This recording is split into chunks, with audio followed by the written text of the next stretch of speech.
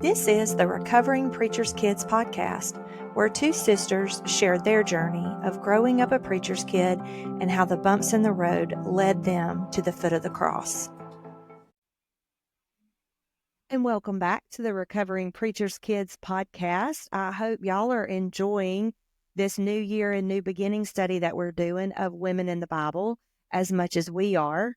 I say this every week that I have spent my life thinking that I know every Bible story and I know every character in the Bible, and why do I need to spend time learning more?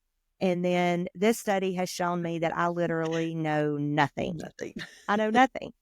And so today, once again, we want to bring to you a woman who really there's not a ton in the Bible about. I mean, the Bible's really silent on a lot of things. And when you study her, you end up studying a man, kind of. Right. But this woman, I guess I kind of understand her because I've walked in her shoes kind of in a way. And she has once again taught me so much that I needed for this particular time. Both of And us. her name is Bathsheba. And when you study Bathsheba, you're going to learn more about King David because he's just woven in her story in a way that you can't not study King David. And so really she comes on the scene in 2 Samuel, and she's married to a man named Uriah, and her grandfather Ahithophel, her father, I can't remember his name, and her husband Uriah all work for King David. And they're not Hebrews, they're Canaanite converts. And Hittites. I don't know if Canaanites, Hittites, same thing or okay, different. I don't know. Well, they're a Tite, They're a so Hittite, so I don't know. I don't know where I got Canaanite from. So if that's wrong, I'm sorry about that. But they're, at the end of the day, they're converts to Judaism. And when I say her grandfather, her father, and her husband all worked for King David, it's not like they were the servants that brought him the grapes. Like her grandfather was a chief counselor. Her father was high up in the command, and her husband was like one of the greatest soldiers for David. And so it was in the spring. David's in his mid-50s, they think. And David should have been at battle with his men because in the spring is when the kings went with their soldiers to fight. But David decided to hang back. And what the norm would be that they would kind of get up at dawn, they would work, they would take a nap, and then they would kind of relax on their roofs in the cool of the day in the evening. And so this was not a known knowledge. Everybody did this from the lowest of the low to the king. And so Bathsheba has finished her monthly cycle and she decides to take a ceremonial bath, which is what they're supposed to do. But she doesn't do it in the privacy of her home where there's walls and a roof and no one can see her. She does it on the roof. And so there's a lot of back and forth of did she know she was going to be seen? And I kind of want to really not focus on that because the Bible's silent on it. We don't know why she was on the roof doing it, but she set herself up to be seen. And King David saw her and he sent messengers to go get her. She comes to the palace. David and Bathsheba have sex. She goes home. So obviously he was just looking for a one-night stand. And a couple of months later, she reports back to the king, I am pregnant. So the king sends for her husband. And he's like, oh, how's the war going? And Uriah's like, it's a battle, but it's going. And so David says, well, since you're here, why don't you go spend time with your wife? Uriah's like, I think not, because I'm not going to go enjoy my wife when my men are on the battlefield. So he like legit sleeps on the steps of the palace. So David's like, okay, well, I'm going to get him drunk. So he gets Uriah drunk and he basically makes like this love basket that he gives Uriah and is like, go home to your wife. David's like trying to set the mood so Uriah would sleep with his wife, think the baby is his, and all will be well. Well, Uriah ends up basically passing out on the couch in the palace. So yet again, he does not go sleep with his wife. So David, like anybody would do at this point, right? He just decides to kill him. He's like, well, I tried to, do it the right way. Like David went from, I'm going to come get him to sleep with his wife to killing him. I mean, that's a huge leap. So David sends word to Joab. He writes a message, gives it to Uriah. Uriah takes his own death sentence back to battle, gives it to Joab. And the death sentence basically is telling Joab, I want you to send Uriah and troops to the front lines, and then I want you to retreat your troops, but Uriah. So Uriah was killed along with other troops. And so not only was the blood of Uriah on David's hands, but a lot of innocent men lost their lives trying to cover up this sin. So word gets back, Uriah is dead. Bathsheba mourns. After the mourning period is over, David calls Bathsheba to the palace. He marries her, this pregnant woman. Nobody knows that the baby is David's. I mean, everybody in town would be thinking, look at our king. He's taking in this poor widowed woman, this pregnant woman, and he's going to raise this child as his own. Oh, what a king. Well, God sends Nathan, the prophet, to David and basically calls David out. David confesses the sin, but, David and Bathsheba, they chose the sin, but God chose the consequence, and their son died. I can't remember off the top of my head how long their son lived, but he was a baby, like an infant, like a newborn. I want to say maybe a week old, something like that. And he died. And so the story doesn't end there for Bathsheba, though, because as you continue to read the Bible, we learn that Bathsheba is the mother of none other than King Solomon. And so God took a horrible sin and did what only God can do, and King Solomon came from her. So just like Boaz came from Rahab, I don't want to skip over that King Solomon, the greatest king, the wisest king, the wisest king who wrote Proverbs, came from her. And so she's such a testament that our failures aren't final. Just because we make a mistake, just because we choose something wrong, it doesn't mean we don't have to pay the consequence for it, but it does mean it's not final because God has the final word. And so I get Bathsheba to a point because I had an unplanned pregnancy, and I can remember sitting in the doctor's I actually, y'all, at 18 years old, went to the doctor to get on birth control, and that's how I found out I was pregnant, because they do a pregnancy test before they give you birth control. And that doctor came in. She's like, well, I can't prescribe you birth control because you're pregnant. And she was taking my heart rate, and she was like, okay, wow.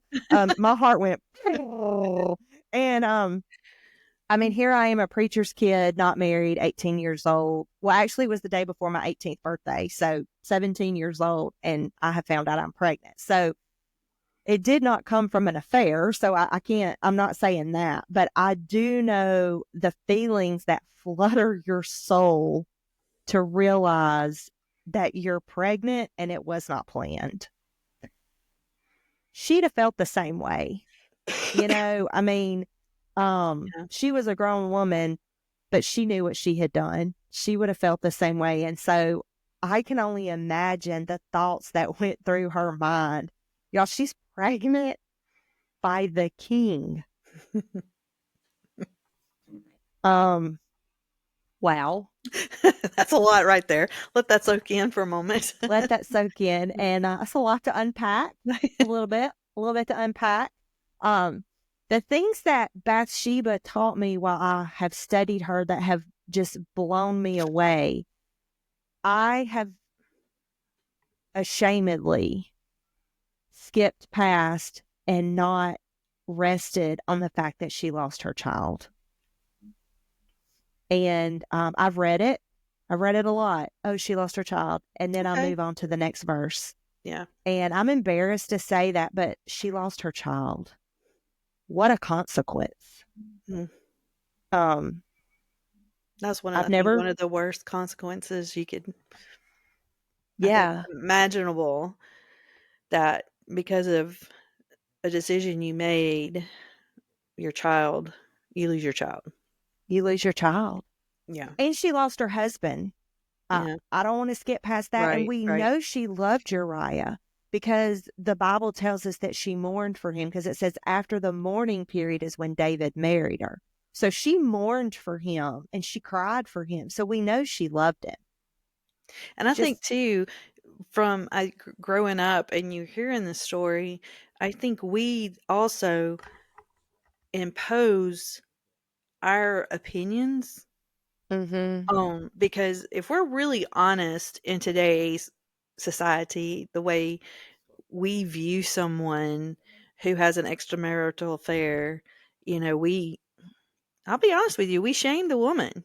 I we mean, do. we call her all kind of names and everything. So we bring, I'm not saying Bathsheba was, there shouldn't be some consequence and that she was completely innocent in this, but I have been guilty of taking how I view someone today and placing that on her and forgetting the fact that yes, she lost her child out of this Mm-hmm. decision she made. She lost her husband, and not only that, she had to know, and I'm just assuming here that she probably knew part of David's plan, or became aware of it, even if it was after the fact. But then innocent people died Right. for their decision. So it was a lesson to me that my decisions and my sin just don't affect me. Oh, It's going that's to true. ripple over to my children, my husband, my community. You see what I'm saying? I mean, that was one of the biggest lessons I saw there, that it's not just a personal one time, only me. That sin's going to ripple over into I've family. never thought, I've always kept it in the bubble like, oh, well, my sin, yes, it can affect my husband, my children, my grandchildren, my great grandchildren, on to the generations. I've never stopped and thought about that my sin can affect my community, my Yeah. church. Mhm. Oh, And I've never, I learned a lot from Bathsheba this week. But that's one of the things that oh, just kept hitting me in the face, because I kind of like keep things to myself and I cover up, and I always think that it's only me that knows this, which yet again, that's an example from here, because David thought he had it all covered and nobody knew about it. That right. actually we can't hide what we do in our sin from God. And what God did was, what he brought the attention to Nathan and told Nathan what was going on, and Nathan's the one that called him out. And the way Nathan did it was, he started out telling a story of a situation, that talking about what farmers and Yeah. taking what, and did it in a way that made David mad at the one that did the stealing. And then, at Mm-hmm. the end, Nathan goes, King David, that's you. That's you. So, for me to realize that I can't hide what I've done. Why do I think I can hide anything from God? But then to know that what I did impacted others, I don't know. That just really, that was That's, sobering to me, that I can affect so many people just by something I did and not realize it.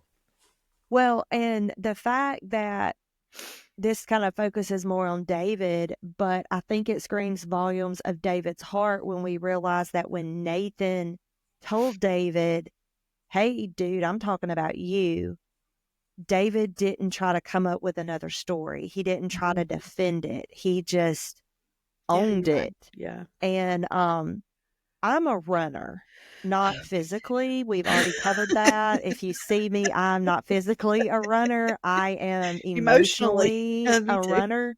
And when I don't know how to handle a situation, I run. And I attribute that to my trauma as a preacher's kid because daddy was in these churches that were smaller and some of them had some issues or whatever. And again, this was in the 80s when things were handled totally different than they are today. But when they didn't like what the preacher had to say, they just made you leave. I mean, it didn't matter. We didn't have anywhere to go. I mean, imagine going to work today and being fired, but that also meant You had you no had place no to live. home because we always lived in parsonages. So when dad got let go from a church, that meant we were homeless, you know? And so it's almost like as a child, I never learned to deal with problems because every time there Mhm. was this huge climax of a problem, we left by no fault of mom and daddy, you know, but it was like I never learned how to stay put and deal with a problem Right. is what I'm trying to say. And so because of that, as an adult, if I don't know how to deal with a problem, I'm just content to sell my house, quit my job, and move to a whole different town. Doesn't bother me. I I don't want to run into this person at the grocery store, so I'm going to move an hour away. Like that's how my That's brain works. And so mine too, mine too. I have to fight that urge to sell my house or whatever. And it's so funny because my husband can always tell when I'm struggling in that way and I want to run because I'm wanting to trade in my car or I'm wanting to do something big, but it's because I need this massive change and I'm having to relearn that no, you have to stay where you are and deal with the situation. And I am making a point because what I learned was this was a huge climax. Like we went from having sex one night to Bathsheba is pregnant to Uriah is dead to, you know, their child dies. But Bathsheba didn't leave. She Mhm. didn't run.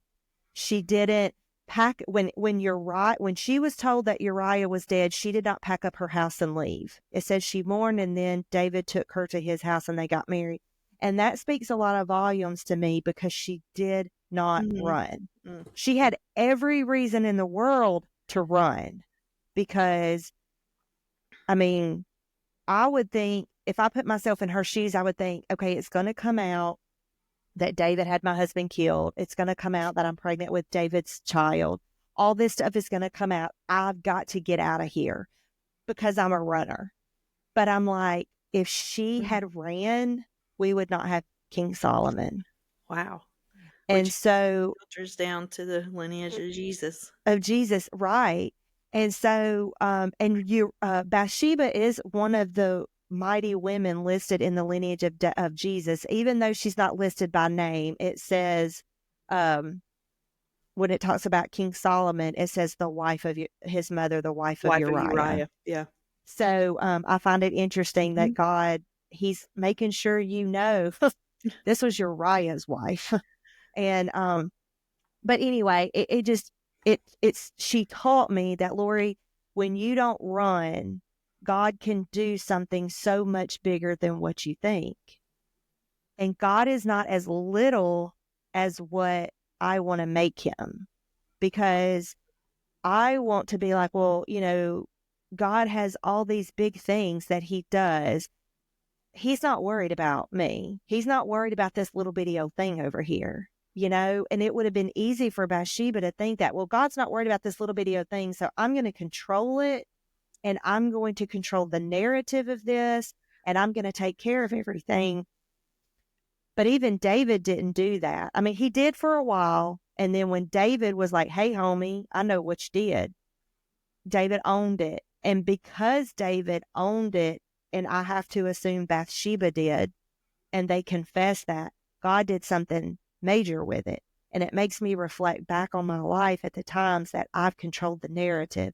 And I'm like, man, I wonder what God would have done. Oh, wow. I never really thought about that. You know, I packed her up and took it on to the house there. And God was like, hey, I could have done something really cool with it. Mm. That's really good. And I guess piggybacking on that, one other thing I saw while studying this that I feel like David and Bathsheba got complacent. Oh, David didn't go to battle. He made that mhm. decision. He decided to just take a vacation and send somebody else to do it. Bathsheba decided to her husband was gone. For whatever reason, she decided to bathe where people could see her. You know, they got complacent, which then led to temptation, which led to a sin, and we've Oh talked my about the gosh, story. that, And like, legit goes back to Eve. I don't mean to interrupt you, but it's like Eve, like, mm, she got so it's the same thing. She was discontented with what she had. Bathsheba, David were complacent. yep. Oh, I Well, just see that as, like, the door to sin just being like, just complacent, "Bleh." and I can see that. I mean, I can say I feel like I've been dealing with this for a while, and I think that's where God made me face this, is that when we were very involved in a local church and, and we were growing and God was using us, and then I started to get complacent. I got frustrated. I got tired. I started finding fault with things. And, and then here I am. I ended up convincing my husband of stuff that probably, he didn't see, but because I was pointing things out. But, I decided, okay, we left. Yet again, I'm a runner like you. I didn't stay and deal with it, and we left and went to another church, and now I feel like, well, I really messed things up. I messed things up. I'm not going to be useful for God anymore. So out of this, I learned that, you know, first I had to own it. Second, it's not final, that God Mhm. can make something good at that, but I don't get to pick my consequence. So some of that consequence is I've lost or damaged relationships based on my complacency. So, probably going to have to we'll have to repair that. But it was just a lesson to me and refreshing to realize this is not a final say. I now can go forward. And I guess using the podcast as an example, I don't think I know 6 months ago I wouldn't have shared that situation. And I still get a little nervous sharing personal things because, like you say, I want to control the narrative, to make everything make me look okay, that it was all right. But this study hit me between the eyes, and I think I say that every week, is to realize I have to own it like them. And then once I own it, then God can turn it around and use it for good and make something better. Well, because it's interesting that what I'm learning through this whole study is I've spent my life looking at all these people almost like a parable, Yeah. almost like they weren't real.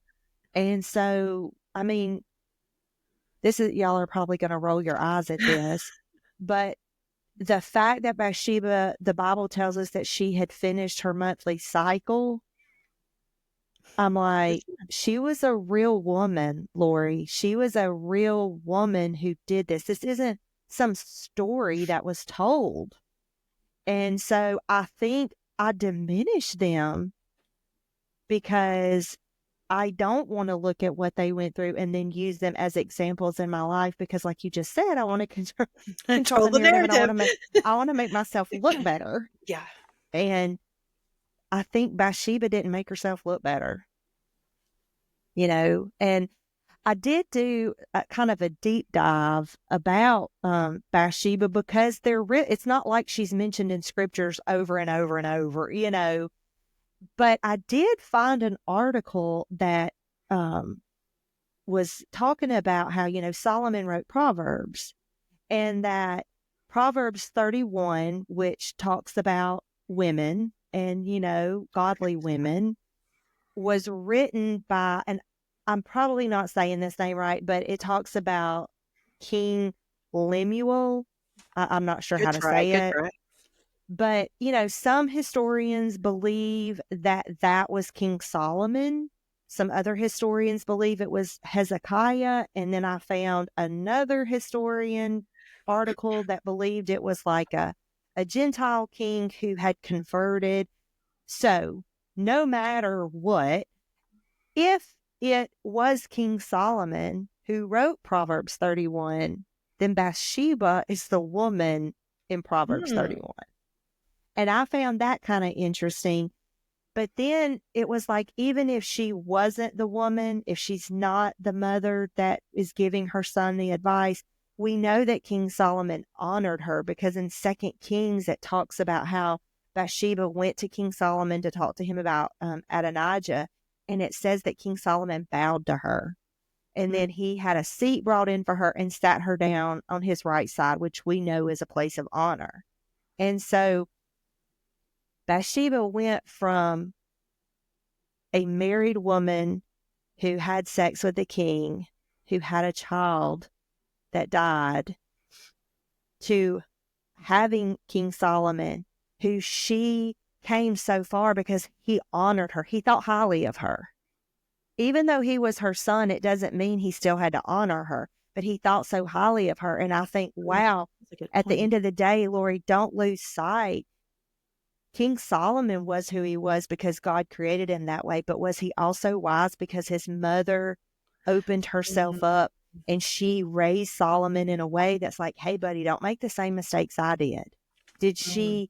Was she the kind of mom that was vulnerable and open to him and didn't control the narrative and was just so brutally honest with her son to teach him how to be a godly man?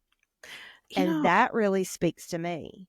that's pretty interesting, and kind of ends up making some sense of you think about how many things in Proverbs that Solomon refers to sin as the adulterous woman.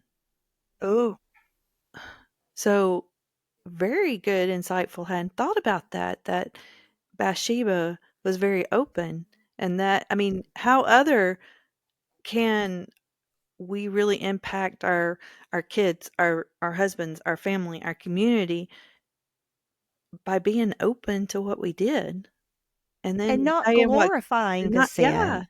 but then say, "Look, what this is what God's done for me." I had never Yes. thought about that, you know? Ooh, that I'm was kind pretty of an good. open book. Now, there's things in the crevices packed in the library that has spider webs all over them I'm never going to talk about that keep me up at night. And me and the Lord are working through that. But I'm a pretty open book to be like, yeah, I did that. Yeah, I said that. Yeah. Yeah, I threw the pen at the lady at Walmart. Yeah, I did that one. But so Bathsheba, I think I get her in a way Mm. now that I never realized I did. And I've always kind of walked around feeling like I was weird for feeling the way I feel, because it's like, well, if I can tell you about the mistake I made, maybe you won't do it. And Yeah. but my intentions have not been, but so God can do something wonderful with you. It's because I want to control the narrative and you not make the same mistake. So I have been very convicted on Ooh, that. ooh. And I'm like, Lord, you need to share your story so that God can do something with it. This ain't about you. So that's something me and the Lord are currently working on at the moment. But I don't want to glorify the things I've done. And I don't think Bathsheba did either. But through her life, she got a lot right because she spent a lot of time with Solomon and she made Mm. him I don't want to say she made him a mighty king, because I don't want to take away what God did through his life, but I hope I'm making sense that Right, no, she we as poured into women, him. right. And whether you have children or not, as a woman, we can pour into those around Right. us. We can speak life to people. Our words have such power Mhm. and we can speak life into people. And I just believe that Bathsheba spoke life into David and she Mm. spoke life into Solomon, because don't forget, she was married to David. David married her, and David was a man after God's own heart, and God had done a wonderful work in David's life. But we don't see in scripture again where David made the same mistake with another woman. Mm. He He didn't learned do it from it. again. And so I wonder if, Mm. one, he learned a valuable lesson through this, but two, was Bathsheba just the kind of woman that spoke life and Mm. made such a Mm. difference to those around her? And I think we can do the same thing. We can learn a lot from her, even though we don't know a lot about her, if we just take a minute and put our feet in her shoes and walk a mile and be like, I can do that.